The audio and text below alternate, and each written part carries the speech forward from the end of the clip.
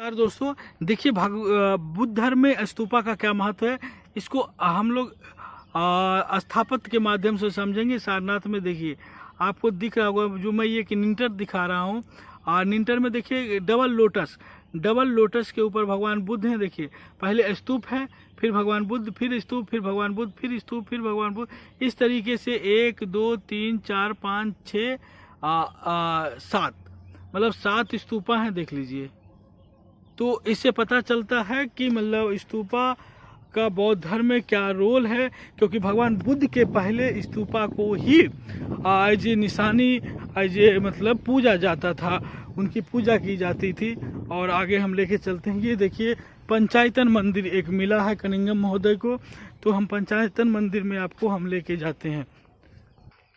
ये देखिए ये पंचायतन मंदिर है, उस जमाने का ईंटों का बना हुआ मंदिर है। ये देखिए ये।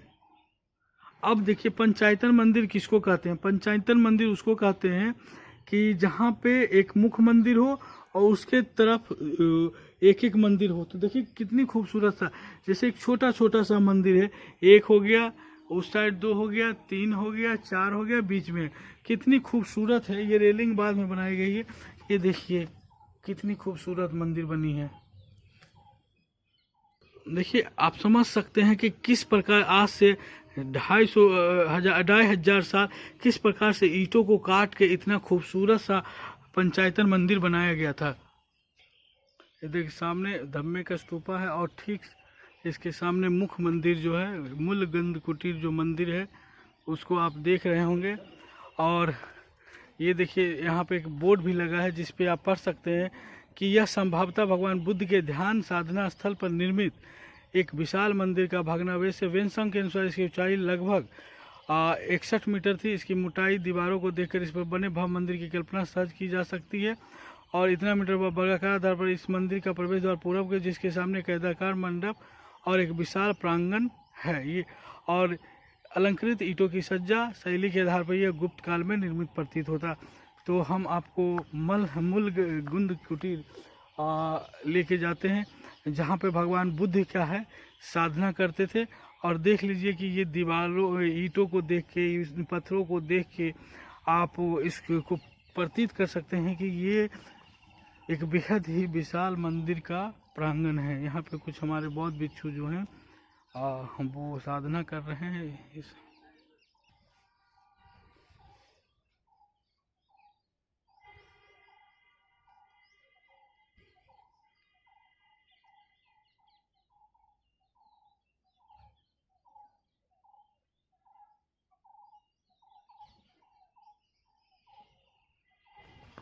अब देख सकते हैं कि जिस प्रकार से इस मंदिर को कितना भव्य मंदिर होगा। और इसके ईंटे की बनावट को देख के ये गुप्त शैली का मंदिर लग रहा है।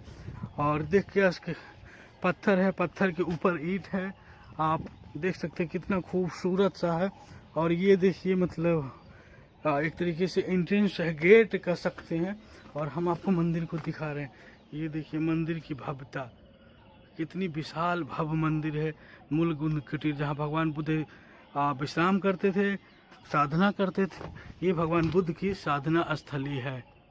ये देखिए यही अशोक स्तंभ है, जिसमें एक ब्राह्मी लिपि में, धम्म लिपि में देखिए लिखा हुआ, जो साफ साफ मतलब इतनी सुंदर इसकी लिखावट है जिसको लोग साफ साफ पढ़ सकते हैं।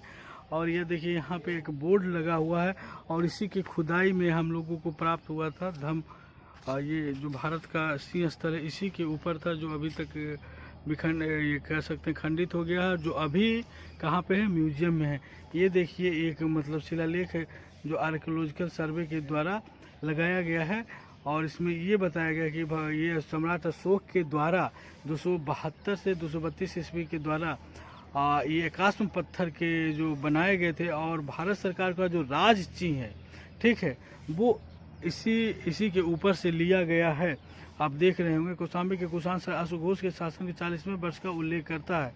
और तीसरा प्रारंभिक गुप्तकालीन ब्राह्मी लिपि के अभिलेख में समितिया संप्रदाय और वास्तुपुत्रक विचार के शिक्षकों का वर्णन है। इसमें साफ आप ब्राह्मी लिपि को पढ़ सकते हैं, एकदम साफ देखिए लिखा हुआ है पूरा। इते लिखा हुआ है, फिर धम्म लिखा हुआ है, दानम लिखा हुआ है। तो आप मतलब पढ़ सकते हैं इस लिपि को। और आपको मैं दूसरी तरफ से लेके चलता हूँ। मूलगंध कुटीर आपको घुमा दिया और आप इस विशाल मंदिर प्रांगण को घुमाते हुए आपको मैं लेके चलूँगा। अब देख लीजिए, एकाश्म वेदिका चुनार के बलुए पत्थर से बनी तैमूरकालीन विशिष्ट चमक से युक्त एकाश्म वेदिका ओरिटल महोदय को सन 1904-5 में उत्खनन में प्राप्त हुई है।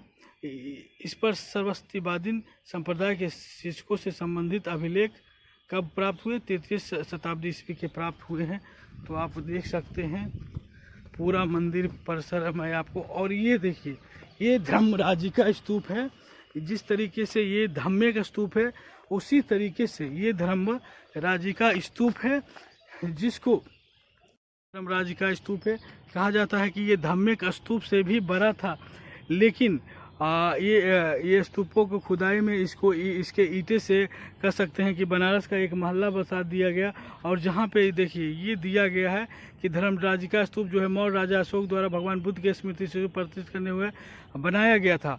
और ये बहुत विशाल था। ये विशाल 1794 में तब सामने आई जब बाबू जगत सिंह द्वारा निर्माण सामग्री प्राप्त करने हेतु कार पर लगाए गए मजदूरों को एक पत्थर के बक्से के अंदर हरे रंग के पत्थर के अवशेष मिले और धातु मंजर के अवशेषों गंगा नदी में विस्तारित कर दिया और पत्थर के बक्से को एशियाटिक सोसाइटी कोलकाता भेज दिया गया। अब यह कोलकाता के भारतीय संग्रह, तभी से इस स्तूप को जगत सिंह स्तूप के नाम से भी जाना जाता है। इस स्तूप की परिधि में आगे और उत्खनन किए जाए अन्य पुरातत्व लाल बलुआ पत्थर कुषाण काल के विशाल बोधिसत्व की प्रतिमा थी और गुप्त काल की भी प्रतिमा प्राप्त हुई थी।